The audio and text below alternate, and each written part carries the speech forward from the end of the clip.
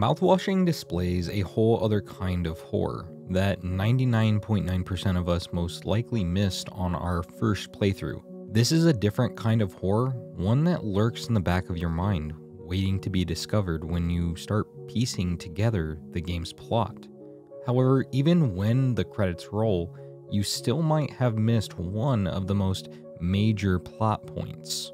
This would be easy to do since the game takes many narrative pieces and shows them unfolding out of order, then layers on top of that the occasional psychological horror section that makes the atmosphere tense and surreal. The game starts off with a text prompt that lets us know that we're located in space on a ship with a crew of 5 people. You then see that you're trying to course correct away from an asteroid. However, after a little bit of spooky flashback moments, you're greeted with a table of crew members with a screen informing you that it's been 2 months since the crash. This is when you're introduced to Anya, who is the only female on board the ship, Swansea, the oldest crew member, and Daisuke, the youngest crew member. The character you're currently playing as is Jimmy, who was the co-pilot before Curly, the captain, crashed the ship and got horribly burned. Jimmy, now assuming the role of captain, must take responsibility and assist the crew in its survival. After the introduction, you're tasked with feeding the captain his pain medication, since Anya, the station's nurse, is unable to perform the task as it makes her extra nauseous for some odd reason. After feeding the pills to Curly, you return to the lounge cafeteria area to Anya on the floor, about to throw up, but questions why Curly would have purposefully crashed the cargo ship. Regardless of the reason behind it, she tells Jim that she has to believe even the worst moments don't make us monsters. After the intriguing exchange, you find out Swansea is guarding the utility room due to a malfunction during the crash, and protective foam has expanded all over in the utility room, just trying to protect it from the vacuum of space. So according to Swansea, we shouldn't be going in there. However, as the supplies are dwindling, they decide it's best to open up the cargo area of the ship and see if they had been shipping any useful items, only to have it be revealed a little later on that the sole product on the ship is an ocean's worth of mouthwash. Flashing back to 7 days before the crash, we now are in the nurse's quarters with Anya, as she asks if we're listening to her. This time though, when we read the response, we see we are now in the role of Curly, who is having a psychological evaluation. As Anya finishes the evaluation, she mentions she only has one eval left to complete, and it's for Jimmy. This doesn't seem like the first one that she's done with him, since Jimmy has taken the test before and the answers previously were not very serious, such as "I've found myself sexually turned on by cartoon horses." Certainly not a very HR-friendly joke, especially when it's poking fun at the company that's employing them. Curly takes it upon himself to do Jim's evaluation for Anya. This is where we start to see that Jimmy isn't really the company man and really only has the position due to being a friend of Curly's in the past, Curly being able to put in a good word for him and secure him his position within the company. Our visit is cut brief due to Daisuke getting trapped in the foam, and we have to actually go help free him. This is now where we get to see the utility room for the first time up and close. We see that it also houses cryogenic pods. When we finish freeing Daisuke from the foam, we turn around to see Jimmy now blocking the path, and he ends up talking to us one last time before we encounter another nightmarish sequence. This area could potentially be showing the strain that Curly has at the moment with trying to decide if he wants to stay in his career path and carry on as a pilot or move on to bigger and better things that he expressed to Jimmy while doing his evaluation. It almost seems as if Curly is trying to nurture or help Jimmy prepare to take on his position as a future captain. However, we see pretty early on through another strange dialogue exchange that it appears as if Jimmy struggles with some level of jealousy or resentment towards Curly due to their different social classes that they belong to. In fact, one of the major side themes of Mouthwashing seems to be the difference of social classes, and it even has some critique on the culture of corporate-run capitalism as we jump forward 6 days before the crash and we see that the company itself only allows one communal shared birthday celebration per year. And it's during this birthday celebration that Curly lets the crew know he just got word of it being the final voyage of the cargo ship and that the company will be closing down. This is when the crew goes from celebratory to sour, with Jimmy being the most vocal critic as he has nothing waiting for him when he returns back home. The timeline then jumps back to 2 months after the crash. Jimmy wakes up in the middle of the night and decides that he should go check on Curly.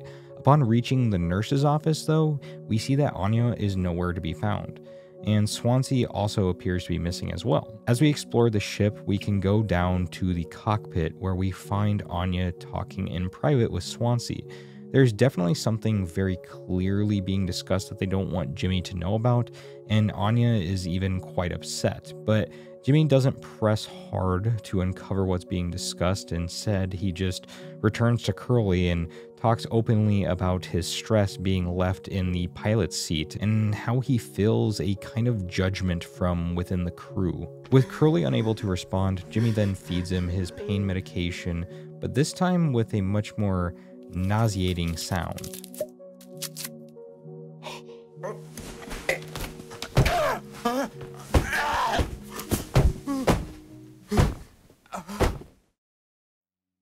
Once again, Jimmy is then thrown back into a nightmare, this time with Curly talking about not running from life, whether it's good or bad times. And I believe this kind of shows that Curly has a tendency to have a more positive outlook on life. However, the nightmare ends with Jimmy using an axe to start carving Curly up, presumably to feast. The framing is once again reset with another reminder that it's still 2 months after the crash, and we are picking back up after the crew discover and even started drinking mouthwash. We scare Anya basically just by saying hi and are told that there is some more medicine within the hallway cabinet just behind a small amount of foam. We eventually break it down and extract the pills and other supplies, only to have Anya thank us, but then simultaneously again fail to do her job with nursing Daisuke, so we do it for her once again. After checking on Curly and reducing his pain, we're transported instantly into a red room, this time with the words 6 hours until judgment comes onto the screen. We are in the cockpit with the door locked, and after a small bit of item collection, we see Swansea break through the window with the axe. We're then teleported back to 2 days before the crash and are in a lounge area with Anya. She's making some small talk with Curly and mentioned how she was facing the same issue with not sleeping well. They get on the topics of doors being able to be locked for safety reasons. The scene transports them to 4 months after the crash, and Daisuke goes quickly to get Jimmy since Anya has locked herself in the nurse's office. We will soon see what the previous conversation about locked doors was setting up, because Anya has seemingly cracked and refuses to open the door, and so Daisuke and Jimmy have to get into the utility room. The utility room, though, is still being guarded by Swansea, so Jimmy has to come up with a plan, and his idea is to create a special cocktail for him to take and pass out. With how much mouthwash Swansea's been drinking lately, they would need something extremely strong. After you set out on making the cocktail and Swansea ends up passing out, we get into the utility room and see that he was lying about the room being all foamed up.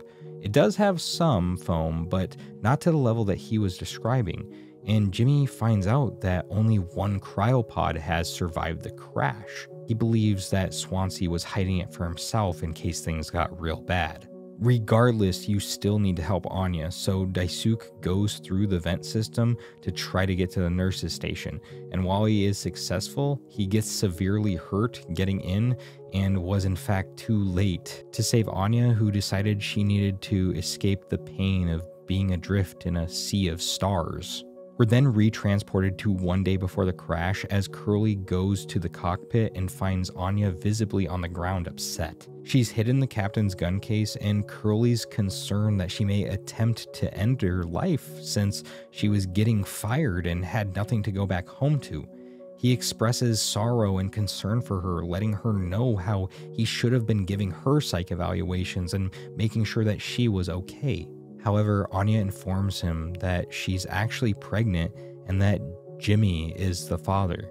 Curly instantly says that he'll talk to him and that he can help make things right, and We get the impression that he does have concerns about Jimmy finding out and being overwhelmed with having just lost his job. Anya's paranoid though and wanted to hide the gun as she expresses fear of Jimmy, but obviously her mental state declined, even to a point where she decided to go to sleep. We're then transported to 6 hours before judgment, and Daisuke is in pain and dying. Swansea has the axe in his hands and puts the young lad out of his misery, out of mercy. Jimmy accuses him of being a monster and wanting to keep the cryopods all to himself. Swansea obviously gets very upset at this because we soon find out that he only kept it a secret in the event that help didn't end up coming. He wanted a means for Daisuke to use it, as even though he got frustrated with Daisuke, he really did feel for the young man. He also reveals that he knows Jimmy is going to be a father, ultimately telling him that he doesn't care if Jimmy uses the pod himself, makes up some story about what happened on the ship, and then he just leaves the area. We then go into the nurse's office to retrieve the gun and see Anya's dead body next to Curly's bed. As we unlock the case, Curly lets out a laugh as if he's in some kind of inside cosmic joke at this point. We turn around quickly and see that Swansea is running towards us with the axe. The scene then rewinds to the day of the crash, and Curly sees Anya on the floor. She won't even look at Curly at this point. We can only assume that this pregnancy has gotten to her and she doesn't want Jimmy coming into the room anymore.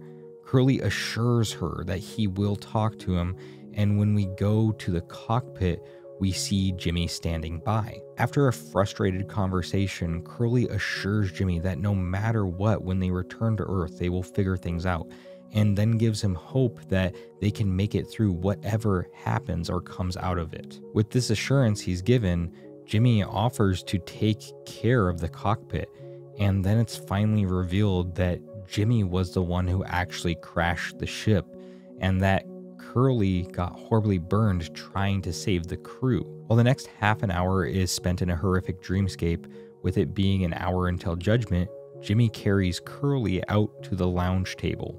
The whole crew is there again, but this time everyone is dead. Jimmy has completely lost it and starts carving up Curly and feeding and feasting upon his flesh. We then enter what I can only imagine is the James Sunderland-like hellscapes of Jimmy's mind, leading up to the death of Swansea. In this moment, we see a lot about Swansea's character revealed, and he's actually much deeper than he portrays himself during the game. With a lot of his dialogue geared to how crossing finish lines within life never really ends up being as rewarding when you actually get there as you thought it would be.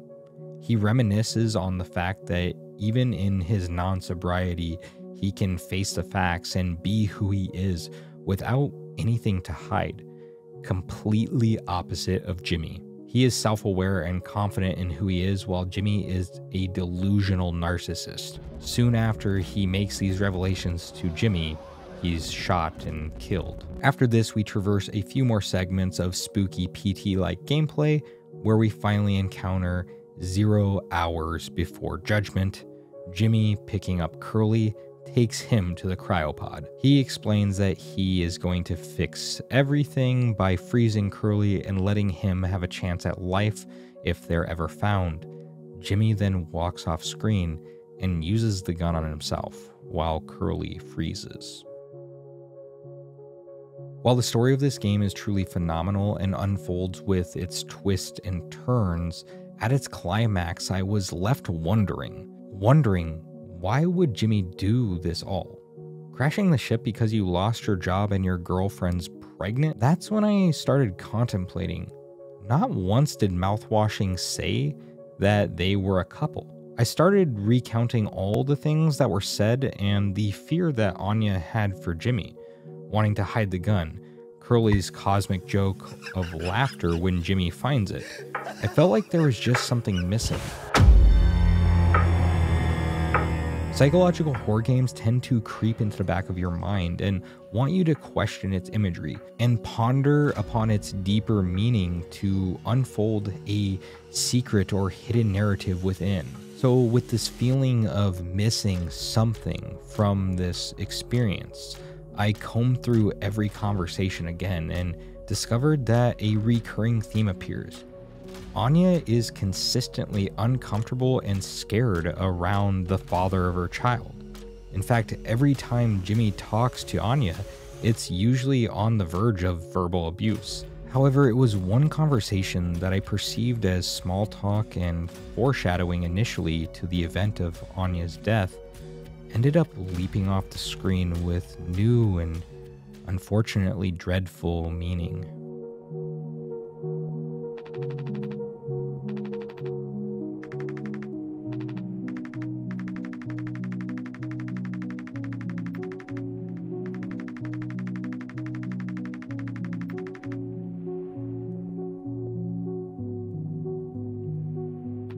I believe Anya was by Jimmy.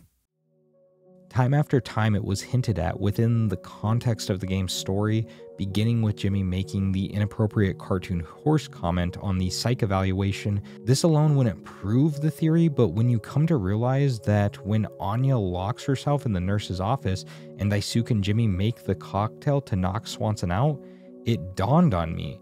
This is solely Jimmy's idea. Who else makes cocktails to knock people out? Well, if that's not enough to make an accusation against Jimmy, he also says something very peculiar.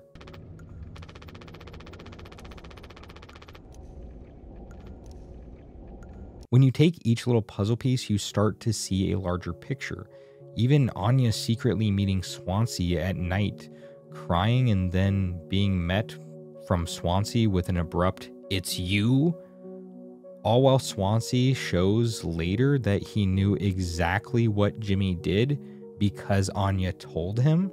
Anya has multiple different times where she expresses terror around him and even admits the fear that he could harm her, even to the point of ending her own life. And she asked Jimmy beforehand, isn't this what he wanted, for her to take care of it?